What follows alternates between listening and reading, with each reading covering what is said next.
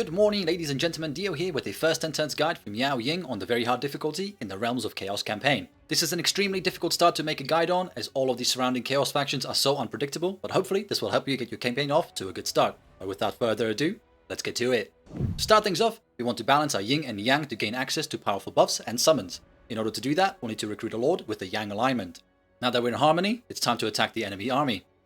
As the auto-resolve is busted on this difficulty, you'll need to fight most battles manually.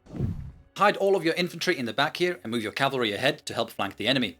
All we'll need for this fight is Miao Ying and the Sky Junk. Simply attack the enemy force with your Lord and support her with artillery fire. Use your cavalry to shatter any routing units to bring a swift end to your first battle. After the battle, pardon captives for some extra money and move your newly recruited hero into Miao Ying's army. Build a tea parlor in your capital and demolish the forge as well. Head over to your tech tree and begin researching down the middle line for now, as anything else will mess with your harmony. The Festival Edict is a nice technology which gives a good faction-wide control bonus. Now open your diplomacy and establish non-aggression, trade, and military access agreements with nearby Cathay factions. Make sure to ask for money every time you are able to. You can also send a caravan this turn, so max the cargo value and send it to Castle Drakenhof to unlock the Von Carstan Blade. Recruit 2 peasant archers before ending your first turn. Begin moving your second lord towards the Snake Gate to colonize it next turn and attack the next settlement with Miao Ying. Deploy your army on the south side of the settlement and keep in formation to make use of your harmony buffs. Once again, use Miao Ying to tank the enemy units and support her with your archers and Sky Junk. The AI will throw 1 or 2 units at you at a time, so you should have an easy time clearing them out. You can take down enemy towers with your archers, so focus any the AI builds near you. You can also use your heal after the battle finishes to heal your single entity units back up to full HP. After the battle, occupy the settlement and grab Root Marcher and Earthblood on Miao Ying and Harmonic Convergence on your hero. Demolish the building in your new settlement, upgrade the tea parlor, and build a clay pit in your capital. Recruit 2 more peasant archers in Miao Ying's army. Colonize the Snake Gate with your second lord and attack Nanli with Miao Ying. Set up your army on the south or north sides of the settlement. I tend to set aside a couple of units to help split the enemy army. It's straight to the middle of the settlement from here, taking out the small pockets of enemy units along the way. It can be a little awkward for the Sky Junk, but it can still cause devastating damage in these tight spaces. By the time you get to the square, you will have killed off most of the enemy army. Just clean up the rest for another easy victory. After the battle, occupy the settlement and grab Earthblood with Life Bloom on Miao Ying and either Wind Blast or Thunderbolt on your hero.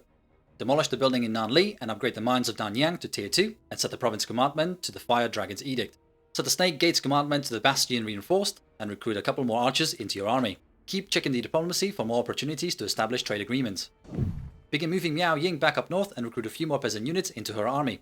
You can now switch the commandment to something else. I tend to go for the research, trade income increase, or corruption reduction. Now that you have 2 building slots available, build a tea parlor and a wares market to keep your harmony bonuses, and upgrade a clay pit as well. Also build a water station in the Snake Gate for growth. Recruit a couple more peasant archers on your second lord to begin building up that army. You can now choose a compass alignment. I tend to go for the Great Bastion to help defend settlements or Celestial Lake for more growth and income. Try to establish alliances with other Cathay factions to help confederate them later on. This is where it starts to get a bit random. For example, the Zinj faction randomly moved the Lord to the Snake Gate on turn 2. If they do that, you can attack them now with your second Lord and take him out. If they don't, move your second Lord to around here to bait them into attacking you. You can set an ambush with Miao Ying here where you have a 70% chance of success.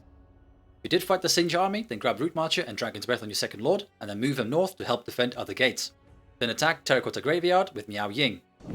Deploy your army on the south side of the settlement. The AI will keep bringing units forward to these 3 points to defend. As this is a long fight, use your ranged units to take out any nearby towers. The enemy lord and hero can cause a lot of damage to your army, so hunt them down with Miao Ying. It can be a very messy battle, but your ranged superiority shouldn't be enough to win this battle for you. After the battle, occupy the settlement and grab Reassuring Presence of Miao Ying and whatever spell you chose on your Astromancer. Disband the cavalry unit and recruit a couple more archers into your army. Demolish the building in your new settlement and upgrade Nanli to tier 2. You should get pulled into the gate defense battle with your second lord. You can easily auto-resolve this one and ensure the gate doesn't get raised. The other Cathay factions are likely to lose at least 1 gate, so you need to make sure to plug that gap, otherwise the Norskins will constantly attack your lands with endless armies. Make sure to use Miao Ying to capture any fallen gates, just in case there's a large enemy army nearby. Begin moving your second lord down south, recruiting more peasants along the way. If you did help defend a gate over the end of turn, then grab Wall of Wind and Fire on your second lord. Upgrade the Snake Gate to tier 2, as well as the Tea Parlor in Nanyang. Don't build anything else until Nanli gets a tier 2, otherwise you will disrupt your harmony. Continue moving your second lord down to Nanli and recruit more peasant units into the army. Now that we don't need the Terracotta Graveyard settlement, I tend to sell it to the Imperial Wardens and let them build it up for us, as we'll confederate them later on. In this instance, a full enemy stack was already at the raised Turtle Gate, so I set an ambush in an attempt to draw them in and take him out. My ambush worked against the enemy army, but you will need to fight it manually. Ambush battles are completely busted, and the AI doesn't really fight back, so it's an easy win. I've gone ahead and colonized the Turtle Gate. Don't worry about any Kurgan armies, as you can very easily take those out with just your Lord, Hero, and Skyjunk. Set the province commandment to the Bastion Reinforced for growth. Move your second Lord down to Nanli and continue recruiting more peasant units into that army. Upgrade the Wares Market, build a tea parlor, and another Wares Market. If you did fight a battle with Miao Ying, then grab Reassuring Presence, Fervent, Irrepressible on her, and Wind Blast or Thunderbolt on your hero. The Kurgans might attack Miao Ying, but as I said before, you only need her, your hero, and the Skyjunk to take him out, just like the very first battle of this campaign. The rebels down south can attack you at any moment. Luckily, the army you have there should be strong enough to take him out in an auto-resolve. You should fight manually, but an auto-resolve just about wins you the battle. If you do fight, grab Reassuring Presence on your Lord. You should take out any Kurgan armies around Miao Ying to prevent a Kurgan invasion. Everyone you defeat removes 20% from the invasion bar. Then march Miao Ying back into your own territory. Grab Quartermaster on Miao Ying and Evasion on your hero.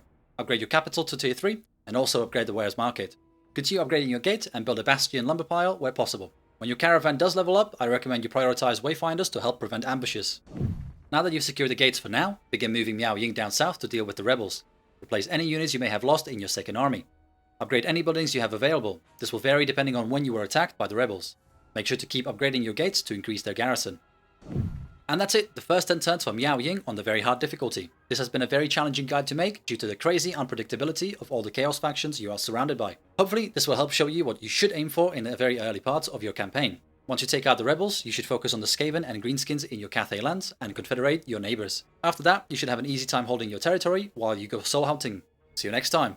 Toodles.